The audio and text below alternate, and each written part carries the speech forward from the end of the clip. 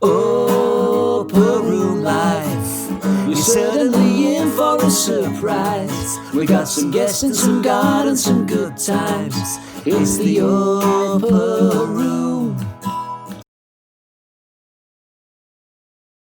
Well, welcome to the latest episode of Upper Room Live, and I've come all the way to Bradford because I wanted to interview and speak to and hear from my friend and my mentor over many, many years, ever since I've been a little kid.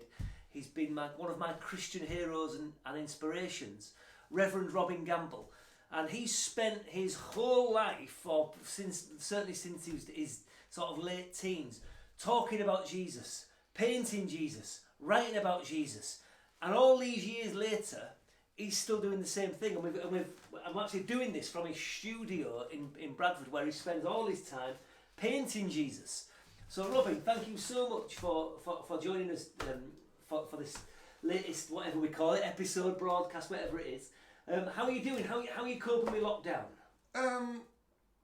Well, funnily enough, I'm a bit of a hermit. So in one respect, lockdown's great, and the things that I like doing, reading, thinking, I can do. But on the other hand, I also live to be able to get amongst people, communicate with them, and share about Jesus and life and talk. So I'm really missing that. And by now, it's just become a bit of a drag. That's fair enough. But listen, but to be fair, at least you've got a hobby where you can do amazing things like this. Robin, one of the things that you do, you've wrote, and many people watching this might have done the START course, which I spend half my life doing them, which is exploring faith through 6 weeks, and you wrote that. And as part of the START course, you write a lifeline to sort of give a plotted history of your life. So just verbally give us that lifeline from your background. Right. One, brought up on a council estate, working class Bradford, and my parents, for some reason, started going to church while I was a kid. So nobody asked me if I wanted to go. You know, my father, where he went, we went. Football, cricket and church. Bored the living daylights out of me, but was amazing people. I still remember how great these people were. Then got into a lot of trouble, and I had a few goes at becoming a Christian, but it never quite worked. And I came out of this trouble when I was about 17 or 18. And it was Jesus that got me out of it. This overwhelming experience of forgiveness. Then felt called to become a vicar, and then went off to that, got married, 2 wonderful children, and 40 odd years later, still flogging myself to death, desperate for other people to find, not to find what I've found in Jesus, but to find what they can find in Jesus, which is often very different. Now, all sorts of people watch these kind of broadcasts. Some people watch them because they're a little bit interested in it, a little bit sort of, whoa, what's all this faith stuff. Some people watching this have dived straight into the whole faith thing and are sort of, learning about it. Others have probably been Christians for years. So for you, what's still so compelling about Jesus all these years later? Well, I find the phenomena of Jesus utterly beguiling and unanswerable. I mean, here is this obscure, irrelevant little peasant, quite frankly, living on the edge of the Roman Empire. Doesn't do anything particularly overwhelming or mega. Why is it that 2,000 years later, everybody's banging on about him? Why are we sitting in a hut on the edge of Western civilization talking about this obscure Jewish man who lived Secondly, when you look at the documentation, the stories of Jesus in particular, there's just something, there's the smack of truth. They're compelling. They're so open-ended. Some of the things he said, I just read a simple thing this morning. He says, by their fruits ye shall know them. In other words, if you're a really selfish, uncaring swine of a person, everybody will know about it. But if you are kind and truthful and with a bit of joy in you, that will blossom in you. He just said loads of things like that. It's just and a third thing, ever since I've really attempted to be a proper follower and to trust and follow this man and to think about him every single day of my life, he's never let me down. He is still alive. I mean, he's alive in me, but he's alive in his own right. In heaven, in the world, he is alive. And I just, where else could I go to find anybody like Jesus? So people watching this, and how do they grasp him? What's your best piece of advice to really thinking, you know what, I might like the idea of Jesus, you know, love people, be kind, but how do I make him a daily reality in my life? Well, I sort of advise 2 or 3 things. I mean, I think the first thing to do is to just within your own mind or soul, as well, I think of it. Jesus, where are you? Jesus, how do I find out about you? Jesus, I know a little bit from when I was a kid, but I need a more grown-up version of it. And he will begin to communicate. Secondly, I do think I've always benefited greatly from other people who know about Jesus. Being able to have human conversations through which the divine travels. And I think a third thing is, you know, we have these amazing, they're called Matthew, Mark, Luke and John, 4 very short books all about Jesus, and I read them every day, and they speak to my intellect, but they also speak to my heart. You know, we've all got this inner space, and I think for many of us, quite frankly, it's virtually empty, and it's been designed to be filled with Jesus. So yeah, so the going in your own heart and mind, the reading these amazing books. I mean, they're more than books. We call them gospels, which means like an announcement of good news. And also talk to other Jesus people.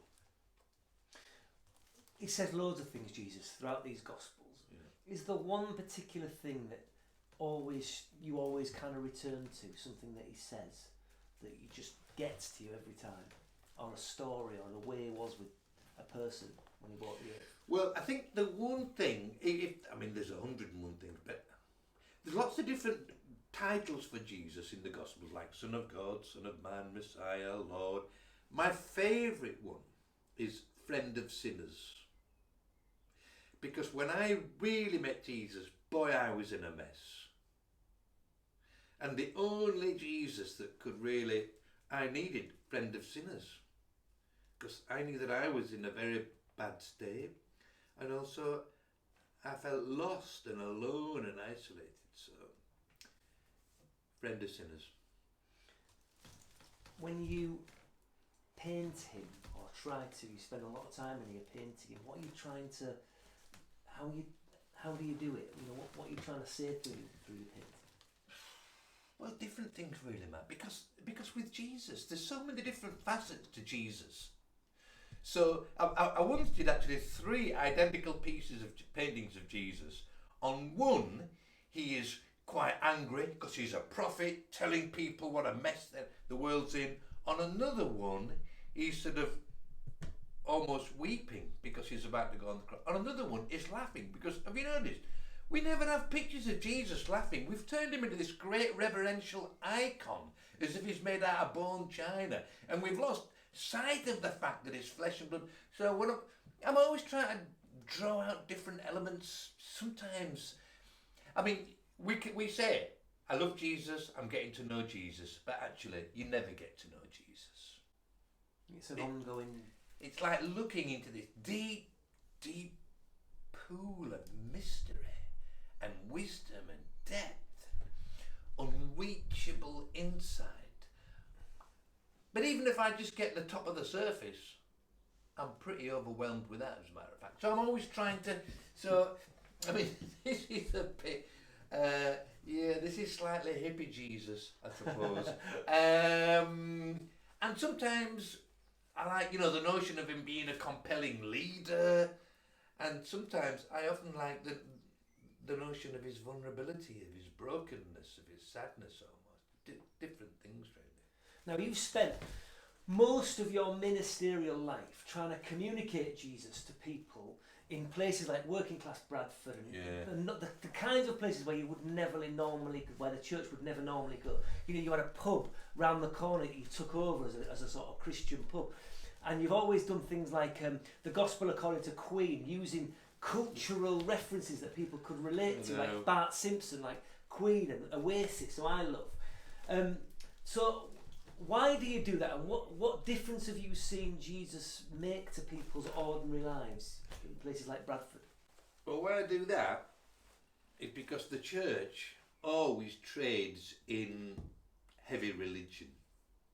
So our words are religious, our pictures are religious, our music, which is fine if you're religious, but for most ordinary people, I mean, I grew up in the working class north of England, nobody's into all that. And if Jesus was here, he would get out and about amongst the people. He wouldn't spend all his time in the religious church bubble. And I just long to see the church going into the world. And so, I mean, all the people I know, loads of people were into Queen music and well, I mean, that just started. I was watching the film with the swords. What's the film with the swords?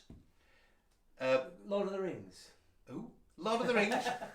No, where they're chopping people's heads off. I don't know. This is going well. Harry Potter. No. Have I got news for you? No. Anyway, I was watching this film, and the theme music was "Who Wants to Live Forever," and suddenly Highlander. And I stopped watching the film. In my brain, I'm thinking, "Who wants to live forever?" Jesus could have sung that song. And loads of people I know would say, "I want to live forever." So I started using that, and then we turned into a whole show called Gospel According to Queen, the pub. Well, that was Jesus just being amongst ordinary people, the people that don't come to church.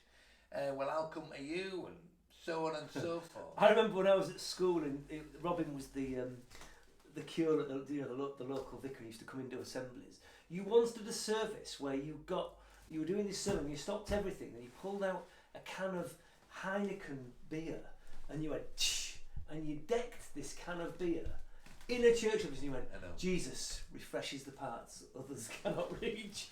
All the congregation were like, yeah. But I think that's an important point that people, we've got this time where we can't go into our church buildings. We're stuck in this coronavirus pandemic, and we can't go into our buildings. So what do you think it's taught the church about taking Jesus out of the comforts of our churches, of our buildings? Well, I hope the church has learned that we can, Jesus works everywhere, and he is longing to get out into the world. That is exactly what he did when he was here. The disciples, we need to settle down here and have a time of prayer and worship. No, we don't. We need to move on to the next village. Let's crack on, because I want to reach every single village. And I mean, this Jesus, he is so compelling and elusive. And of course, most of the people in the world, they think they know about Jesus. They don't know anything about him. They know the name, they know one or two little stories, born in a stable, big shining star. They don't know anything about this Jesus. And unless we share it and just light up the darkness, they never are going to know anything about him. So there'll be people watching this who've dipped the smallest of toes into the water with Jesus and thinking, how do they go from that to be fully immersed in him and in their lives? What would you say? What's over the years of your experience? How do you go from a toe to your whole self? Well, have you ever watched people at the seaside? Some people, they strip off and they're wham, straight into the sea, full on. I could never do that. If you go to Scarborough, it's the North Sea. Who does that in the North Sea? You've got to break the ice first. And then there's other people who sort of dabble at the side and they gradually inch down the beach. And there's not one way to do it. We are what we are. What I would say is, I think there's a time in every person's life where they need to say to themselves, I need to find out about this Jesus. I need to really sort out what I think. So whether you're going to go fast in deep or slowly in shallow, go in with a hunger and a real curiosity to think, I want to find it. If it's just a tenth true of what all these Jesus people keep banging on about, then I need to find it. And there'll be others watching this, they'll feel like their faith, their church life is full of cobwebs and dust. They've been there, they've done that, and they're tired and they are weary of it all. And maybe church life's just swamped to and all this stuff. How do you get re-energized? Because I know you've had times in your life where it's been hard. You know, you've doubted, is it all worth it? What was the game changer for you to keep alive, to keep so vibrant in your faith? I think repeatedly coming back to Jesus. In a sense, not so much coming back to the church or even to my faith, but to just keep coming back to this man, God man. And he continually surprises and he's so personal to me and intimate with me at times that it's not so much that I keep it alive. And I just think, if I'm not going to keep coming back to Jesus, if I'm not going to follow him, what on earth am I going to follow? Or am I just going to spend the rest of my life in the settee with a can of lager watching useless telly? You once told me when I was 13 years old, you had, Matt, I think you're called to be a vicar or what's called to sort of work for this, and I laughed in your face and then here I am all these years later. There'll be people again watching this. I remember another occasion when you were 13. I remember saying to you, Matt, shut your mouth and get out of my sight. You didn't take any notice then either. But there'll be others watching this who feel called in some way to do some bit of ministry or, you know, maybe just step out in a completely different direction. What's your advice to them? Hear the voice of Jesus. His voice is always taking us on. He's always saying, build your house on me. Follow me through this gateway. Follow my road, not anybody else's. And ultimately, there is a time when he says to us, okay, I want people that can catch fish. Follow me. Okay? I want people that can build my kingdom. Follow me. I want people that can bring light and joy to others. Help me do it. Finally, you've been a man of faith for all these years, a man of deep prayer. Why have none of them worked when it comes to Bradford City? Well, you know, I won't say Bradford City are a lost cause. It's just that I've lost the key. No.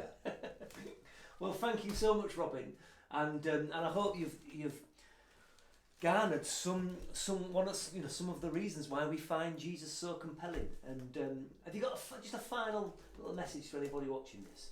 Yeah, and it is. I think there's one verse which more than any other just captures what Jesus says to us all. He said, "Come unto me, all who are weary, heavy laden, and I will refresh you." So if you're watching this, and if you ain't got any weariness, if you ain't got any inner angst, if you haven't got any unanswered questions, if you haven't got any bits of darkness, if you haven't got any fear, if you haven't got any issues, then you don't need Jesus. But on the other hand, if you're a normal part of the human race, then let him help with your burdens. Thank you, Robin. God bless you all. We'll see you next time.